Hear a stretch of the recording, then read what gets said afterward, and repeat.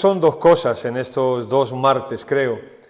Es tratar primero el tema de la gracia de una manera general y luego necesitamos tratar la gracia de una manera práctica. ¿Por qué? Pues porque la gracia es el típico atributo de Dios o la típica doctrina que a lo mejor no la entendemos perfectamente. O que no somos capaces de vivirla. Por ejemplo, históricamente, una mala interpretación de la gracia ha llevado o bien a una indulgencia total en las vidas, o ha llevado también al legalismo, una mala interpretación de la gracia. Y lo que queremos ver es en sí qué es la gracia, e intentar irnos de alguna manera a los dos extremos. Eso es lo que voy a intentar hacer yo posiblemente el martes que viene. Intentarnos irnos a los dos extremos. Tratar la gracia como una doctrina que es absolutamente un regalo de Dios para nosotros, pero tratar la gracia también desde el otro lado del péndulo, como algo que no podemos tratarla como solamente un regalo de Dios y que no pasa nada. Si no, vamos a hablar de un escritor que se llama Bonhoeffer, que él habló de la gracia cara, y él tiene, yo os he hecho alguna mención en algún momento a ese libro, el libro se llama El precio de la gracia. Por eso queremos hablar primero de una gracia que realmente no tiene precio, eso está bien, pero guardar el equilibrio hablando también de la gracia sí tiene que tener precio para nosotros. Pero hoy vamos a empezar con lo más general, digamos. La gracia, bueno, primero la palabra gracia. Hay dos palabras para gracia en la Biblia. Una es, en el Antiguo Testamento, la palabra gen o shen se tiene que pronunciar como shalom, ¿no? Nos decimos, bueno, algunos dicen shalom, pero no es shalom, es shalom, con X, shalom.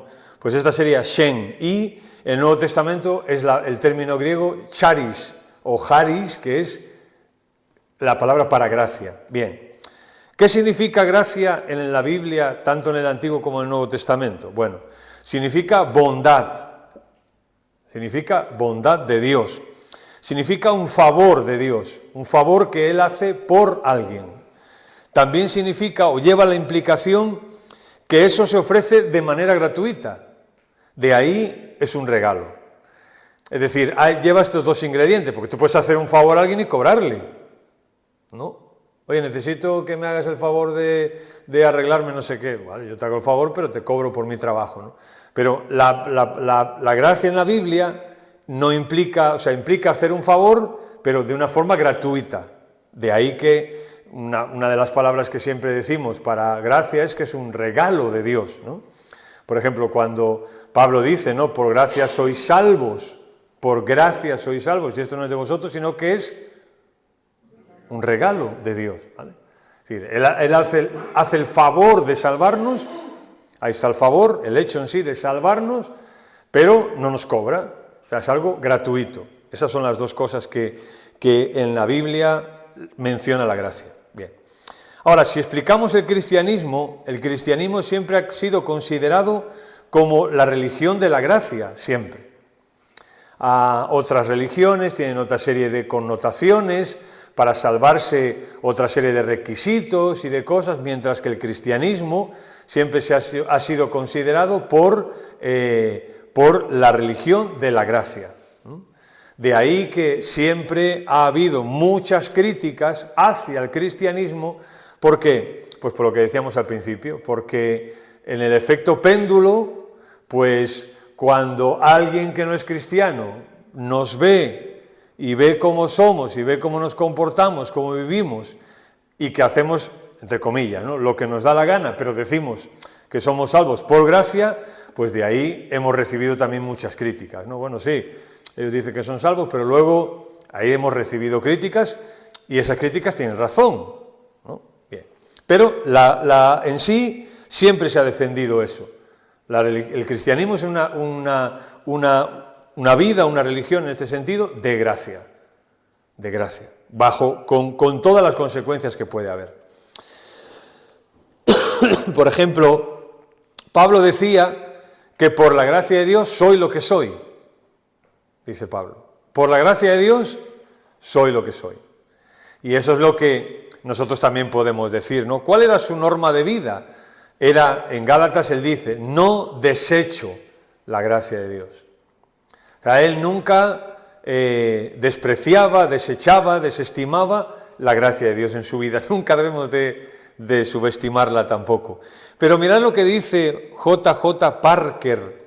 Yo os he hablado mucho de Tozer y de otros, pero este escritor es muy bueno también. Si veis algún libro de él, comprarlo o lo que sea, porque es muy bueno. J.J. Parker.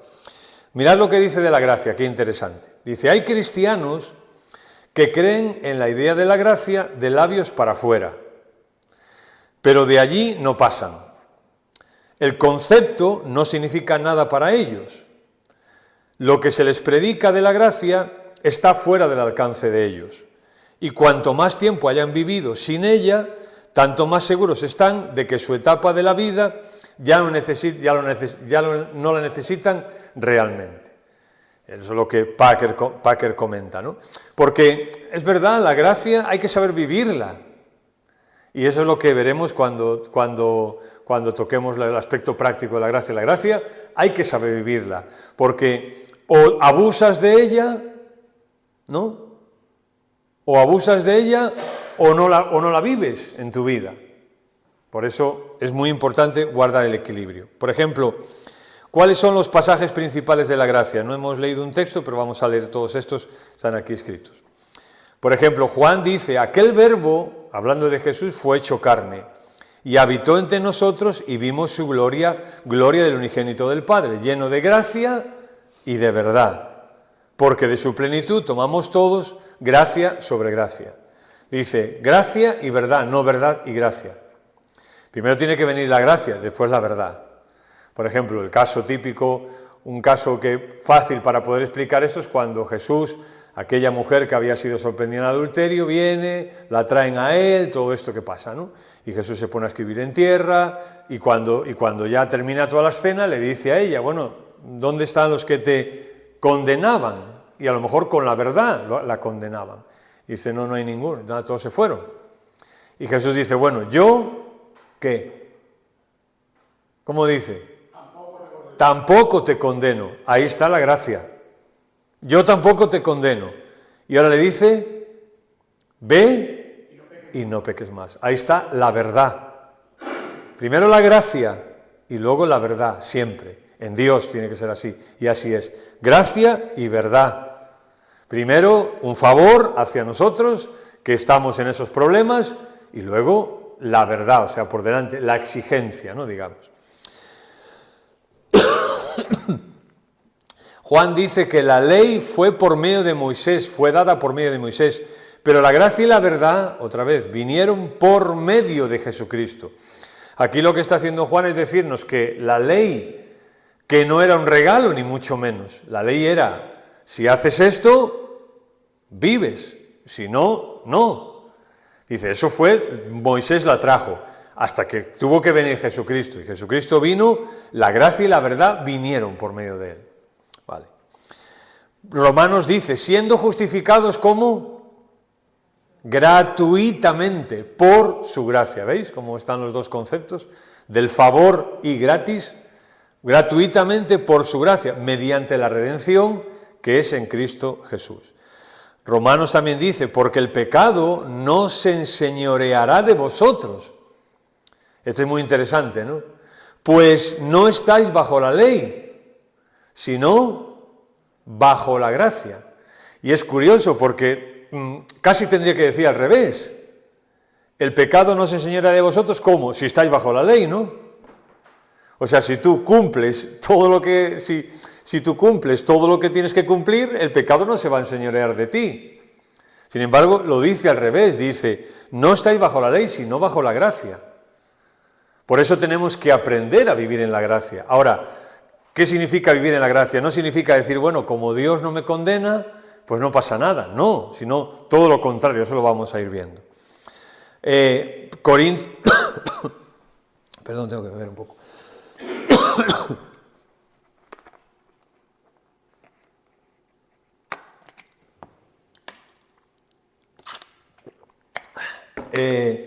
porque ya conocéis la gracia de nuestro Señor Jesucristo, que por amor a vosotros se hizo pobre, siendo rico, para que vosotros con su pobreza fueseis enriquecidos. Ahí Pablo está hablando, va a hablar de una ofrenda y tal, pero pone el ejemplo de la vida de Jesús, ¿no? Jesús se hizo pobre por amor a nosotros, o sea, él tenía unas condiciones en su relación con el Padre y todo eso lo perdió momentáneamente por amor a nosotros. Y Pablo luego eso lo usa como ejemplo para cuando tú ofrendas. Dice Pablo también que cuando él había orado, Dios le dijo, bástate mi gracia, porque mi poder se perfecciona en tu debilidad. Es decir, y es curioso porque Pablo está orando ¿por qué? Por sanidad posiblemente, ¿no? Por sanidad posiblemente está orando Pablo. Y ahora Dios le dice, no, bástate mi gracia. Y claro, tú podías esperar el que Dios le está diciendo que lo va a sanar, ya que tiene gracia con él, hace un favor a él, pues que lo va a sanar, pero no lo sana. O sea, yo no te voy a sanar, pero mi gracia tiene que ser suficiente para ti. En el sentido de que cuando Dios concede, lo vamos a ver, ¿no? Cuando Dios concede gracia, es libre su gracia. No está condicionada por nosotros, sino es una gracia libre y soberana y sabia para nosotros. O sea, cuando yo pido un favor, si yo pido que Dios tenga gracia, muestre gracia conmigo, ¿no? O sea, si yo pido un favor de Dios, a Dios, si Dios me concediera todo lo que yo pido, mal. ¿Por qué? Pues porque nosotros no siempre sabemos pedir. Así que Dios, aun cuando concede sus favores, los concede Él de una manera soberana. Por eso a Pablo le dice, mira Pablo, no te voy a sanar, pero que te baste mi gracia, que te baste lo que yo hago por ti cada día y lo que he hecho por ti. ¿Me explico? Gálatas dice, no desecho la gracia de Dios, pues si por la ley fuese la justicia, entonces por demás murió Cristo. Aquí vemos el otro aspecto también de la gracia. O sea, Pablo dice, yo no me atrevo a desechar la gracia de Dios, ¿por qué? Porque si yo por la ley pudiese ser justo ante Dios y obedecer siempre, pues entonces ¿para qué murió Cristo? Cristo murió precisamente porque yo no soy capaz de obedecer y murió para mostrarme su gracia.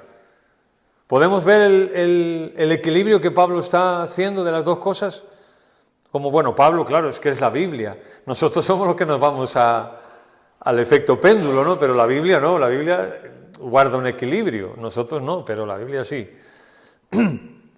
Efesios dice Pablo, por gracia sois salvos, por medio de la fe, y esto no es de vosotros, pues es un don, un regalo de Dios, no por obras para que nadie se gloríe. No por obras para que nadie se gloríe. Bien, esto tiene que ver con la salvación. Nosotros no podemos hacer obras para salvarnos, así que su favor tiene que ser un favor gratuito. Porque si yo pudiera, por medio de mis obras, salvarme, ese acto de salvación no sería gratuito, ¿no? No sería un regalo, sería un premio algo que yo hago. Pero la salvación sabemos que no es un premio, es un regalo. Por eso Pablo dice, por gracia sois salvos. Bien. Pablo a Tito le dice, porque la gracia de Dios se ha manifestado. ¿Cómo se ha manifestado la gracia de Dios? Para salvación a todos los hombres. La gracia de Dios se ha manifestado para salvación a todos los hombres. ¿A través de quién? A través de Jesús, ¿no? Ahí está. Y otro texto final, Pedro dice, mas el Dios de toda gracia, y aquí Pedro está usando la gracia en un sentido mucho más práctico, el Dios de toda gracia, y ahora dice, que nos llamó a su gloria eterna, después que hayáis padecido un poco de tiempo, sabemos que esta gente a las cuales escribe Pedro estaban siendo perseguidos, Él mismo os perfeccione, os afirme, os fortalezca y os establezca. O sea, si nosotros queremos ser personas, hijos, hijas de Dios, perfeccionar aquí tiene que ver con madurez, maduros, firmes, fuertes y bien establecidos, ¿Dónde tenemos que buscar eso? En la gracia de Dios. Es en la gracia de Dios, no es en lo que nosotros hagamos o dejemos de hacer, es en la gracia de Dios. Por eso yo digo que semana que viene vamos a intentar hablar de vivir la gracia, ¿no? Vivir la gracia práctica. Bien, algunas definiciones de la gracia. Berkov, teólogo Berkov, dice, la Biblia general, vais a ver cómo hay un par de conceptos que están en las definiciones que vamos a leer. Berkov dice, la Biblia generalmente habla de gracia para significar la inmerecida bondad o amor de Dios para quienes se han hecho indignos de ella y por naturaleza bajo la condenación. O sea, un aspecto que tenemos que hablar de cuando hablemos de la gracia es inmerecimiento por nuestra parte. La gracia no, o sea, nosotros no la merecemos, no la merecemos. Se nos da porque es que un regalo. No, un regalo no se merece. Bien. Por ejemplo, J.J. Packer dice, yo es que no sé, Packer, ¿cómo se leería esto, Saúl? Packer. Dice, la gracia de Dios es el amor libremente manifestado hacia pecadores culpables, a pesar de lo que merecían, o mejor dicho, a despecho de su falta de mérito. Es Dios manifestado en su bondad hacia personas que no solo merecen severidad y que no tenían alguna razón alguna para esperar otra cosa que la severidad. Vamos a hablar de esto de mérito y demérito, porque la gracia no solamente incluye que nosotros no lo merecemos, hay un aspecto más. Espera un poquito y te lo digo. A.W. Tozer dice, la gracia es el beneplácito de Dios que lo inclina a concederle beneficios a quienes no los merecen. ¿Veis cómo todos los escritores, nos falta uno, todos los escritores hablan de, nos faltan dos, perdón, hablan de el hecho en sí de que Dios hace el favor de Dios, pero también el inmerecimiento, ¿está bien dicho? Inmerecimiento, si no la inventamos la palabra, inmerecimiento humano. No solo está el hecho de que Dios me quiere dar algo, me quiere dar un favor, sino que ese favor no lo merezco. Y hay algo más que ahora te lo voy a decir.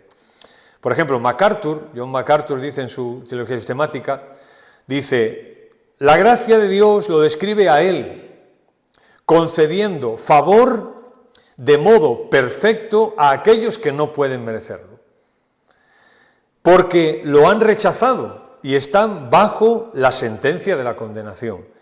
La gracia es sencillamente favor, lo significado las palabras que decíamos, ¿no? La gracia es sencillamente favor, por tanto, no incluye en sí misma base alguna en el mérito o en la falta de mérito. Dios siempre se favorece a sí mismo antes que a cualquier cosa o cualquier otro. O sea, lo que MacArthur nos dice es lo mismo, ¿no? Que la gracia no se concede como algo que tú lo mereces o no lo mereces, sino es el acto libre de Dios de concederte eso. La salvación no es cuestión de si tú la mereces o no, es cuestión de que Él quiso hacerlo por ti y por mí. ¿Entendéis lo que dice MacArthur, no? Por ejemplo, William MacDonald, que es un escritor también clásico, dice, Dios acepta a aquellos que no lo merecen. ¿Veis cómo todos hacen el mismo énfasis? Dios acepta a aquellos que no lo merecen. Aquellos que de hecho, dice aquí, merecen lo contrario.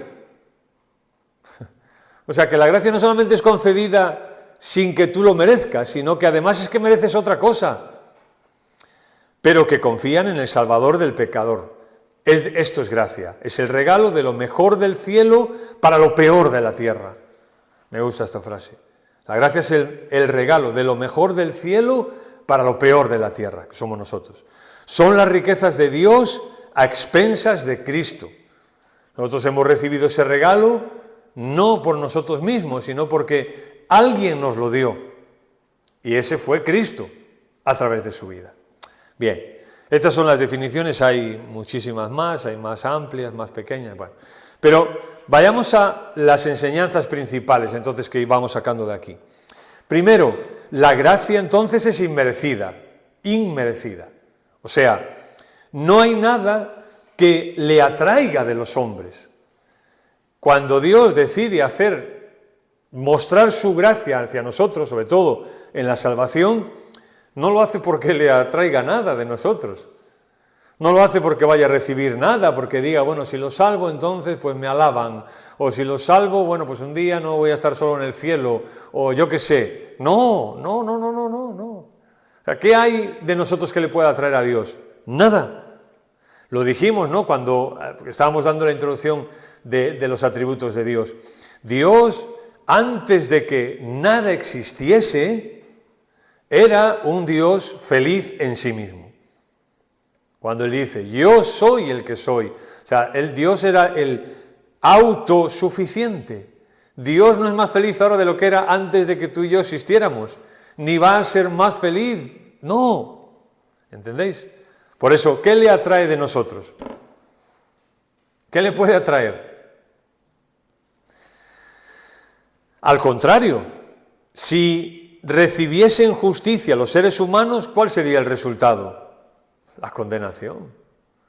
O sea, si Dios aplicara solo su justicia a cualquiera de nosotros, ¿en qué resultaría? Ninguno. No nos podíamos salvar ninguno, pero ni de lejos, ninguno. Bien. Eso es lo que, por ejemplo, nos va enseñando la ley en el Antiguo Testamento.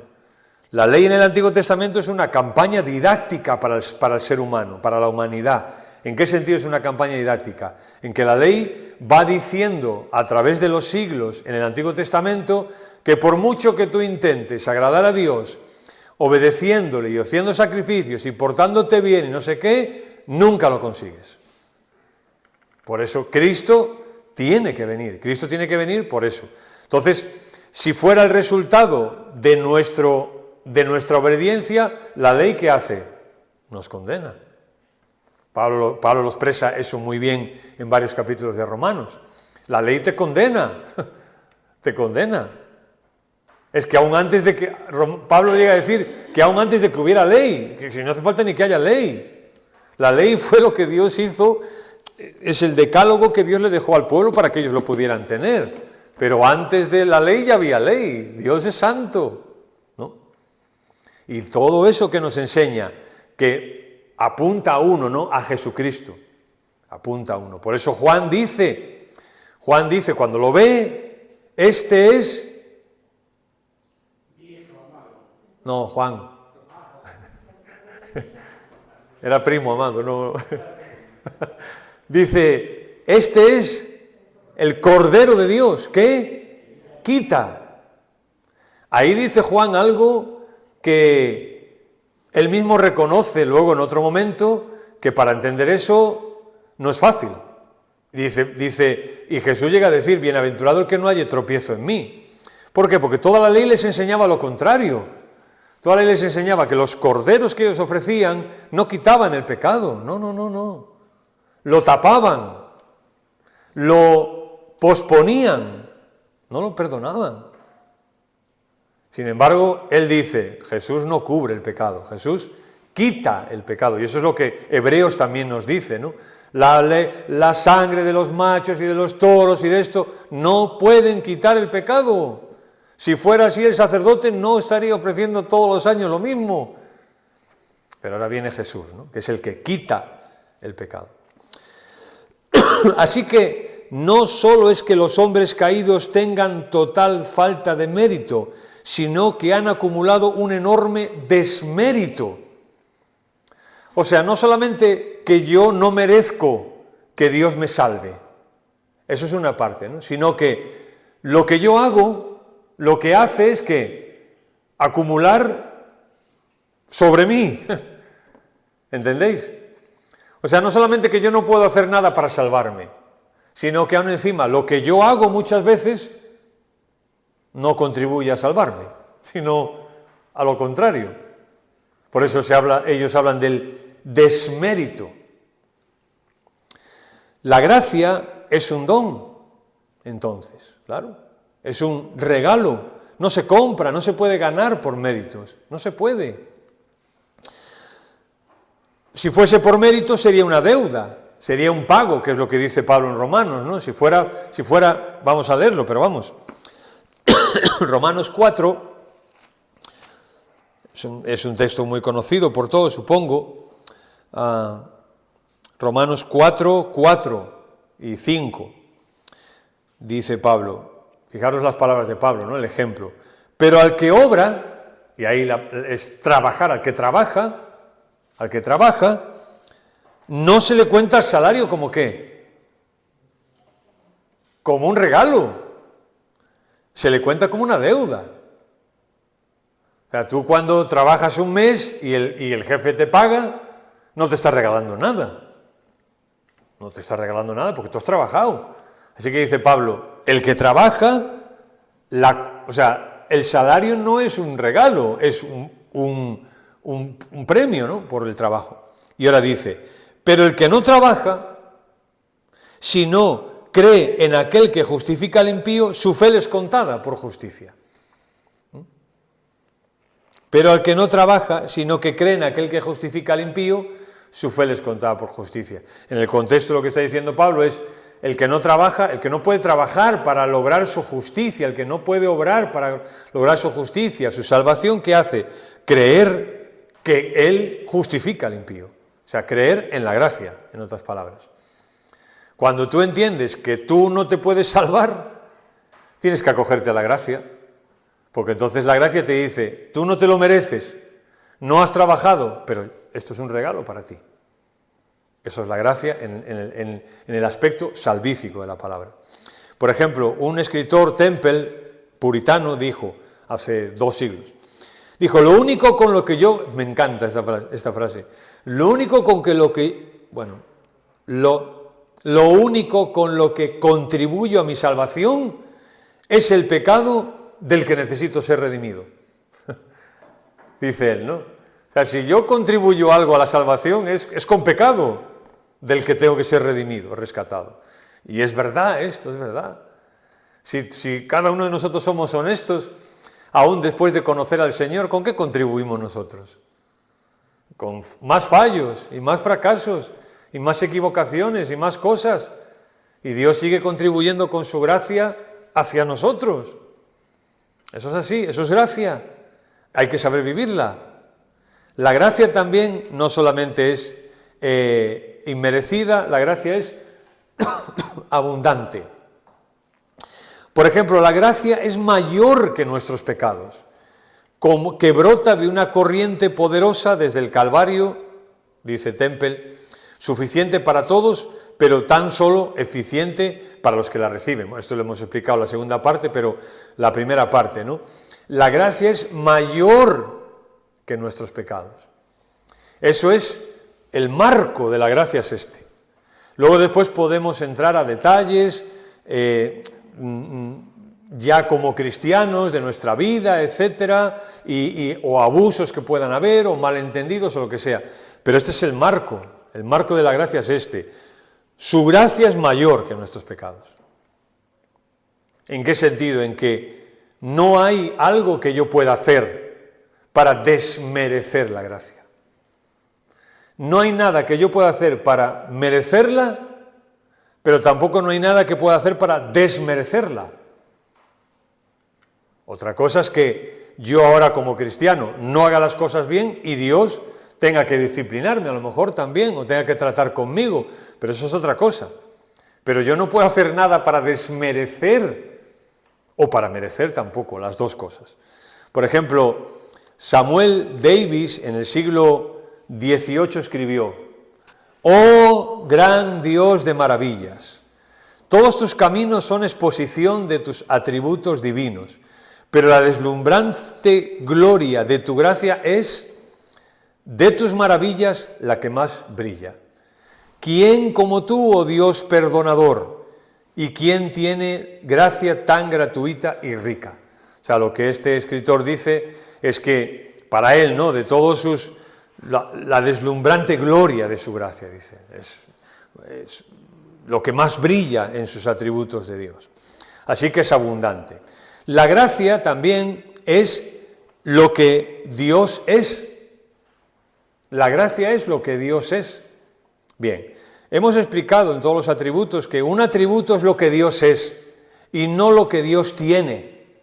Nunca puede dejar de ser lo que dice que es. Por eso, por ejemplo, no decimos que Dios tiene gracia, sino que Dios es gracia. Es la gracia, ¿no? Eso es lo que se suele decir para poder entenderlo, afinar, ¿no? Y entenderlo bien. Así que no es una cuestión de lo que Él tenga o deje de tener, sino es lo que Él es un Dios de gracia. Bien, siempre hubo gracia en el corazón de Dios y nunca habrá más gracia de lo que ahora hay en su ser. Siempre. Esto ya lo hemos dicho de todos los atributos, pero necesitamos también decirlo aquí. Es decir, siempre hubo en el corazón de Dios. Él es un Dios de gracia. Tenga a quien manifestárselo o no, Él es lo que es. Es como, por ejemplo, si hay una persona buena, esa persona va a ser buena, haya alguien a su lado o no. Si hay una persona mala, va a ser mala, haya alguien a su lado o no.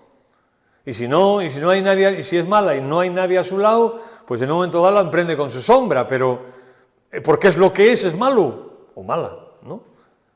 Es decir, Dios es gracia. No hay ingredientes que influyan a esa gracia. Él es así. Nunca encontraremos mezquindad en Dios. Dios no es un Dios tacaño, ni resentimiento, ni rencor. No, Dios no tiene eso. Lo que pasa que, por ejemplo, cuando hablemos de su justicia y de otras cosas, sí, Dios en su trato tiene que hacer cosas, ¿no? Y tiene que tratar con nosotros. Pero eso no quiere decir que deje de ser un Dios generoso. No. Es igual que, por ejemplo, si un padre o una madre quiere a su hijo o a su hija, eso no va a cambiar. Ahora, pues a lo mejor un padre o una madre pues tiene que tratar con su hijo o con su hija a lo mejor de distintas formas, ¿no? Pero eso no quiere decir lo que tú sientes hacia tu hijo. Pues en Dios peor todavía, porque Dios no ama aún encima como nosotros. Dios es, absoluta bondad, cordialidad, buena voluntad y benevolencia. Me da pena, ¿no?, que a veces cuando hablamos de estos temas, como que tenemos que rescatar cosas negativas también. O sea, bueno, Dios es siempre cordialidad, no, porque a veces nos castiga, no. Dios es siempre cordialidad. No podemos desmerecer una cualidad en Dios porque yo no sea capaz de ser como tengo que ser. No tiene nada que ver. O sea, Dios es amor. Dios va a ser amor, haga lo que yo haga. Bueno, Dios es amor, pero a veces te tiene que dar caña, ¿no? No, eso no tiene nada que ver. No tiene nada que ver. O sea, estamos desmereciendo cosas de Dios por nuestro comportamiento. Como dijo Tolstoy, cuando lo criticaron porque él era creyente, supuestamente, y pues era un desastre en su vida, era un bala perdida, ¿no? Y un día le dijeron que, hombre, hablas tanto de Dios y de la Biblia y no sé qué, no sé cuánto, ¿no? Y él dijo, bueno, vamos a ver, ustedes no tienen que desmerecer ni criticar la Biblia ni a Dios porque yo no sea capaz de vivir como Él dice. Eso lo dijo. O sea, y es verdad. Por algo que yo haga no hace a Dios malo, ni indiferente, ni rencoroso, ni que pierde su cordialidad o su bondad. No. Simplemente es que algo que yo hago muchas veces, ¿qué pasa? Pues tengo que sufrir consecuencias, pero las consecuencias son lógicas. Pues nos lo decía, creo que Jerónimo Manuel el otro día, ¿no? Si yo tengo un mal hábito en mi vida, pues ¿qué voy a cosechar? Pues una enfermedad. Pero Dios no tiene nada que ver con eso, ¿no? O el que va a 200 por hora por la carretera y se mata en una curva, ¿no? Y viene la madre o él mismo o quien sea, ¿por qué Dios permitió que Dios no es un Dios bueno? ¿Por qué? No, ¿qué tiene que ver Dios? Tú vas a 200 por hora con un coche y te metes en una curva, lo normal es que te mates. Pero eso no le quita ni le resta nada a Dios. Sin embargo, todas estas obras también, por eso queremos, lo que dije yo al principio, guardar un equilibrio, todas estas obras obran en armonía con su justicia. Vamos a verlo. Dios es un Dios justo. ¿En qué sentido? Ahora lo vamos a explicar también. Por ejemplo, nosotros creemos en el juicio y en el infierno. Y aún el infierno no hace que Dios deje de ser un Dios de gracia. No. Porque, por ejemplo, algunos al considerar su gracia, su misericordia y su bondad y su amor, les ha llevado a decir, Dios es demasiado bueno para castigar a alguien, y así han descartado al infierno, por ejemplo, ¿no? No, porque hemos explicado que Dios está lo que se llama la unicidad de Dios o simplicidad de Dios. En Dios a la misma vez obran todos sus atributos. Y cuando Dios decide mostrar gracia, lo decide hacer en salvación, me refiero, a través de Jesucristo, exclusivamente. Bueno, exclusivamente, como si fuera poco. Pero el que no quiere, Dios no hace nada, no puede hacer nada. No puede hacer nada. Si alguien no quiere aceptar eso, no quiere, pues no quiere. Pero lo que no podemos llevarnos es a pensar que como Dios es un Dios siempre de gracia, pues Él no va a castigar a nadie. No, ahí están las consecuencias. Lo leía creo que Manuel o Jerónimo el otro día, ¿no? En Gálatas. Todo lo que el hombre...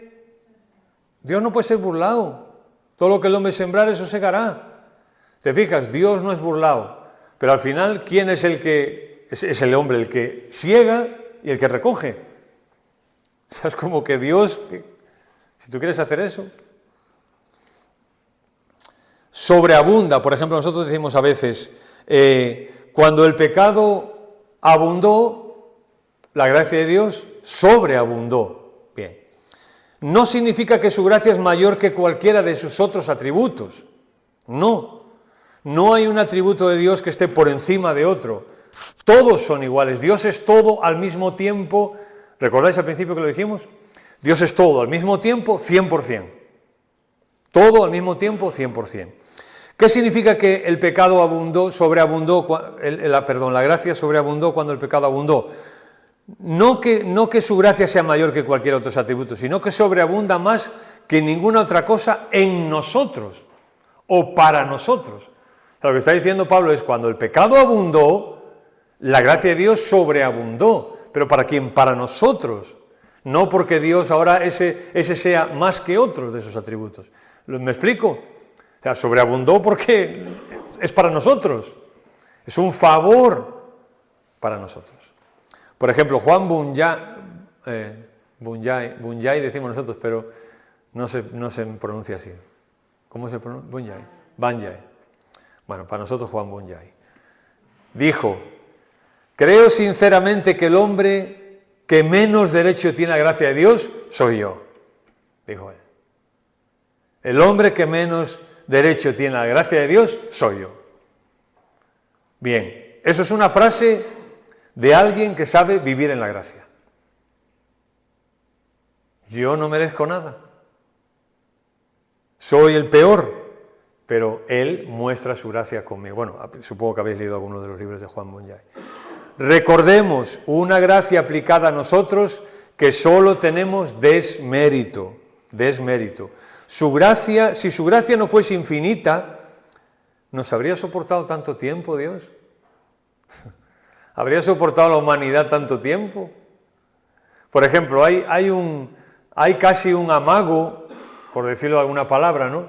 De alguna forma, en Oseas 11, donde este texto lo leímos una de estas semanas, donde Oseas está diciendo, bueno, el Espíritu Santo, ¿no? Pero bueno, Oseas está escribiendo, Dios está diciendo que Israel, dice, cuando era pequeño yo lo salvé y lo amé, pero ahora ninguno me quiere enaltecer, aunque me llaman el Altísimo, ninguno me quiere enaltecer, andan detrás de los Baales y de los ídolos, no sé qué, y empieza a decir así una serie de cosas, palabras fuertes, son palabras fuertes de parte de Dios, ¿no?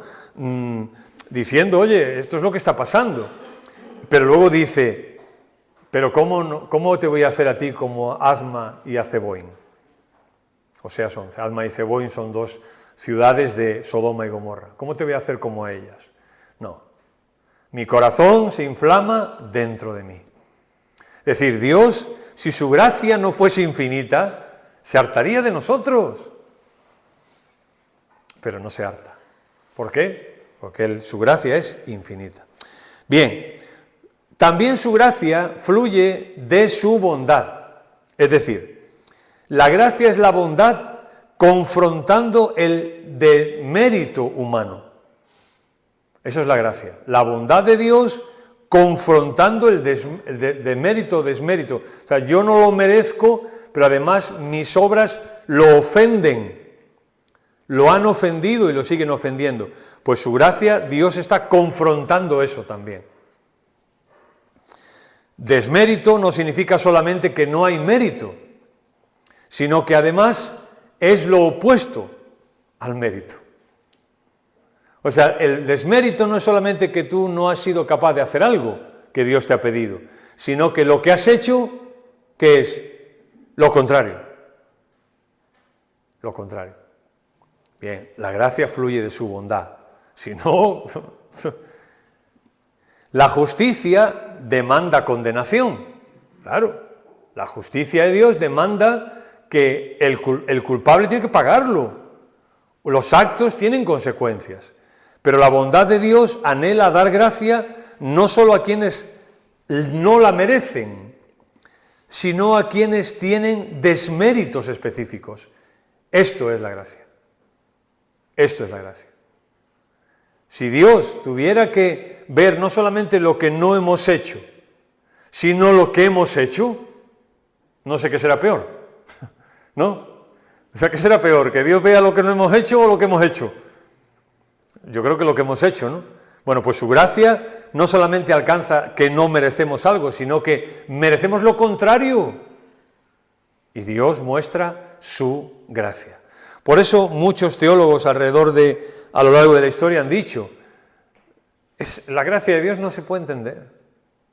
Han dicho, la gracia de Dios no es un asunto para la mente, es un asunto para el corazón. Y es verdad. O sea, no podemos entender la gracia de Dios.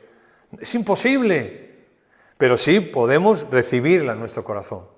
Y eso es lo que vemos en la Biblia con los ejemplos y con los textos que hay. No se nos está pidiendo que lo entendamos plenamente y que lo razonemos, sino que lo vivamos, lo experimentemos la gracia. La gracia de Dios es eso que otorga a uno que es justamente desaprobado. O sea, yo soy pecador, por naturaleza, sentencia, pecador. Apartado de, ¿qué dice Pablo? Todos pecaron y están destituidos de la gloria de Dios. Esa es la sentencia. Pues la gracia es lo que Dios hace a alguien que tiene esa sentencia encima. La gracia es el buen placer de Dios y es como Dios es. Es un Dios de gracia. Dice Juan, la ley por medio de Moisés fue dada, pero la gracia y la verdad vinieron por medio de Jesucristo. Y aquí tenemos que aclarar algo que puede confundir a gente y gente se ha confundido.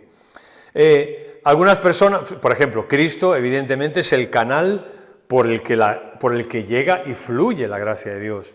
El canal por el que nos llega a nosotros su gracia es a través de Jesucristo, eso está claro, ¿no? Pero hay un malentendido que algunas personas pueden tener y es, Moisés solo conocía la ley y Cristo solo conoce la gracia. Esto es como el ejemplo que decíamos el otro día. En el Antiguo Testamento Dios es un Dios severo y en el Nuevo es un Dios bueno. No. No, Moisés no solamente conoció la ley y Cristo no solamente conoció la gracia. Por ejemplo, Génesis 6:8 nos dice que Noé halló gracia ante los ojos de Dios y no había ley. Sin embargo, halló gracia ante los ojos de Dios. Por ejemplo, Dios dijo a Moisés: por cuanto has hallado gracia a mis ojos. Y Moisés fue el que trajo la ley. Por cuanto has hallado gracia a mis ojos. Dios no trató con Moisés en base a la ley, sino a la gracia, y Moisés lo sabía. Él dijo: Señor, si he hallado ahora gracia en tus ojos, te ruego que me muestres tu camino, para que te conozca y halle gracia en tus ojos. Esto es algo práctico. Señor, si he hallado gracia ahora ante tus ojos, te ruego que me muestres tu camino y que te conozca. Sé que había una ley, pero de Moisés se dice que él se sostuvo viendo al invisible.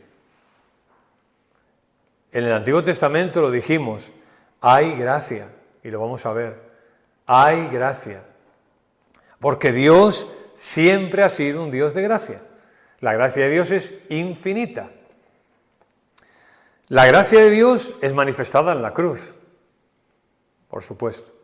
En todas las situaciones de la vida debo mirar a la cruz. ¿Por qué? Porque la gracia brotó de su costado herido. De ahí brotó la gracia. Es a donde siempre hay que acudir. No solo un domingo por la mañana a las 12 menos cuarto, sino lunes, martes, miércoles, jueves y viernes. 365 días del año, en todas las situaciones de nuestra vida. Ir a la cruz. No solo venir el domingo a las 11:45 a la cruz,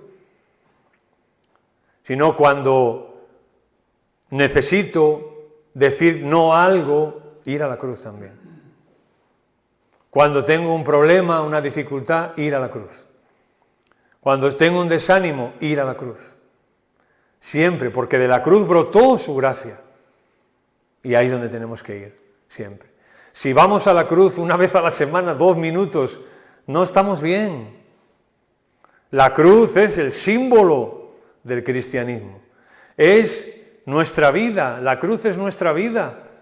De hecho, se nos dice que tenemos que llevarla, y no la cruz en el sentido sustitutorio, pero sí, cuando tú llevas la cruz cada día, estás recordando que hubo alguien que la tuvo que llevar por ti, primero. Eso es la cruz, eso es la gracia también, saber vivir. La cruz es símbolo, eso lo vamos a ver la semana que viene, de la gracia cara. Esa gracia es la que tenemos que honrar cada día con nuestras vidas. Cuando decimos la gracia es gratis, es verdad, pero es una moneda con 2 caras. Si la gracia a nosotros no nos costó nada, pero a Dios le costó todo. A Él le costó todo. Y creo que ese es el concepto que el Nuevo Testamento nos pide a nosotros para vivir en la gracia de Dios.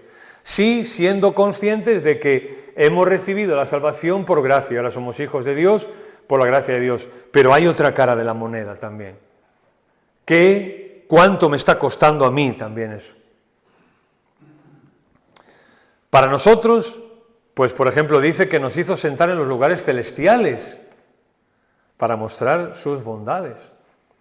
Siempre me ha gustado mucho ese texto, ¿no? Cuando Pablo dice que estamos ya sentados en los lugares celestiales con Cristo Jesús. Nos beneficiamos eternamente de que Dios sea como es. Y eso es la gracia también. Yo me beneficio y me beneficiaré por toda la eternidad de que Dios sea como es. De que Él, su gracia es infinita, eterna, libre, abundante. Y eso no lo podré cambiar yo nunca. Bien, terminemos con esto. El Nuevo Testamento nos enseña 3 sentidos de la gracia y la influencia que debe tener sobre nosotros. 3 sentidos de la gracia y la influencia que debe tener sobre nuestras vidas diarias. Primero, La gracia como fuente de perdón. La gracia como fuente de perdón. La justificación es gratis y nos llega por su gracia, hemos leído, siendo gratuitamente justificados por su gracia. El perdón, su gracia, nos llega, la justificación nos llega a través de su gracia. ¿Cuál es la reacción de nuestro corazón al contemplar lo recibido y cómo eran las cosas y cómo son ahora? Es decir, uno tiene que valorar el perdón de Dios que vino a través de la gracia. ¿En qué sentido? En que no solamente en qué tengo ahora.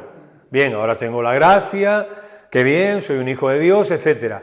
Y ahora están bien las cosas con Dios, etcétera. Pero ¿cómo estaban antes? Eso es bueno también, hay que echar una vista atrás. ¿Cómo eran las cosas antes de recibir la gracia? ¿Cómo eran las cosas en nuestra vida antes de tener el perdón? ¿Cómo estábamos? ¿Igual que ahora?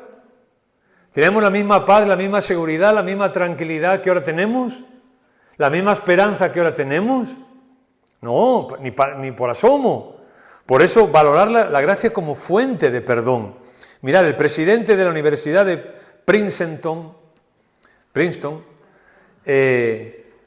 primero lo digo en español y luego en inglés, Samuel Davis hace mucho tiempo escribió esto, es un poquito largo pero me gustó mucho, dijo: gran Dios de maravillas, todos tus caminos despliegan los atributos divinos, pero innumerables actos de gracia perdonadora brillan más allá de tus otras maravillas.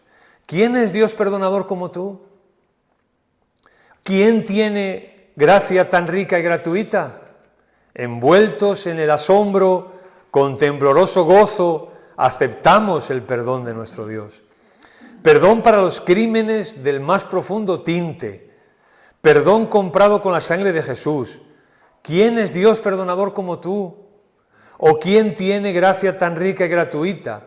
O que esta extraña, esta incomparable gracia, este divino milagro de amor, llene este ancho mundo con agradecida alabanza, como ya llena los coros celestiales. ¿Quién es Dios perdonador como tú? ¿Y quién tiene una gracia tan rica y gratuita? Es lo que os dije una vez, no sé si hace cuánto fue, pero cuando ves los comentarios y las teologías sistemáticas y los teólogos que comentan estos temas profundos, ¿no?, acerca de los atributos de Dios, es raro que casi cada uno decide componer un poema, ¿no? Decide intentar escribirlo de una forma distinta, en palabras bonitas, que suenen bien, porque es lo que les provoca al final, es alabanza, ¿no? Y ese es el marco. La gracia tiene que provocar en primer lugar alabanza en nuestras vidas, y luego después obediencia, evidentemente, pero primero la devoción, como dice el refrán, ¿no? Primero la devoción y luego... No, es al revés, perdón. Primero la obligación y luego la devoción, se dice, ¿no? ¿No es así? Sí. Bueno, pues aquí a lo mejor, aquí sería al revés. Primero la devoción y luego la obligación. O sea, primero asombrarnos de la gracia de Dios, asombrarnos de su amor y que eso sea lo que nos provoque amarle.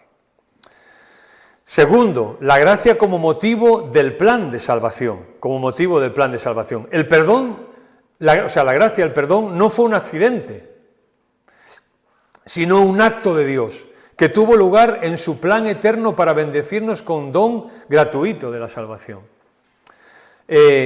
Pablo dice, ¿no?, que nosotros hemos sido salvos por gracia. Y dice en Efesios también que nosotros hemos sido salvos antes de la fundación del mundo. Y lo que la Biblia dice también, y presume, digamos, o asume, es que Dios ya sabía todo, evidentemente, ¿no? O sea, Dios sabía todo de nosotros. Todo. Y aún así, Él quiso salvarnos. Por eso, la gracia como motivo del plan de salvación. Cuando yo veo lo que soy, cuando yo veo los años que yo llevo, que he conocido al Señor, y los años que yo llevo, y mi comportamiento muchas veces, o casi siempre, todo lo que yo soy, ¿no?, en sí, y como diría Marta, mis intrinsiqueces, pues Cuando yo pienso en eso y pienso que Dios, sabiendo todo eso, me amó, increíble. O sea, Dios decidió mostrarme el favor de su gracia cuando yo no lo merecía. Pero es más, cuando, lo que decíamos, cuando mis méritos no son méritos hacia Él, sino siempre van a ser desméritos. Eso es la gracia. Al final lo que está haciendo Dios es pintarnos blanco sobre negro, o negro sobre blanco, como se suele decir. Isaac Watts, un escritor, un teólogo puritano, dijo: su misma palabra de gracia es fuerte como aquella que hizo los cielos. La voz que hace trasladarse a las estrellas anuncia las promesas. Las estrellas, por cierto, podrán caer, pero las promesas de Dios permanecerán y se cumplirán. El plan de salvación se llevará a cabo en forma triunfante y así se dejará ver que la gracia es soberana. Cuando hablamos de la Iglesia decimos que hay una Iglesia universal, hay una Iglesia local, hay una Iglesia militante y hay una Iglesia triunfante. Triunfante. Al final la gracia va a triunfar. Al final la gracia va a triunfar. A pesar de nosotros. La gracia va a triunfar. Tercero, la gracia como seguridad para nosotros también. La gracia es un ancla firme para nosotros.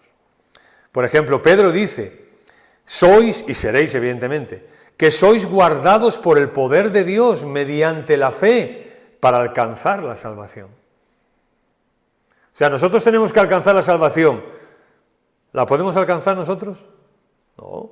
Por eso Pedro dice: sois guardados por el poder de Dios mediante la fe. De manera que el cristiano puede decir este es un autor también, Doddridge, dijo: la gracia primero inscribió mi nombre en el libro eterno de Dios. Fue la gracia la que me llevó al Cordero, quien quitó todos mis pesares. La gracia enseñó a mi alma a orar y a conocer el amor perdonador. Fue la gracia la que me guardó hasta este día y que no me dejará. Al final, a través de su gracia aprendemos todas estas cosas. Cuando, por ejemplo, él habla de la oración, cuando yo voy a orar, pues ¿quién nos ha sentido en algún momento decir: voy a orar ahora? ¿Y Dios qué va a hacer? ¿Me va a oír? ¿Me va a dar una palmadita? ¿Me va a dar una mascada? ¿Qué va a hacer Dios? Podemos tener ese sentimiento, ¿no? Pero al final es su gracia.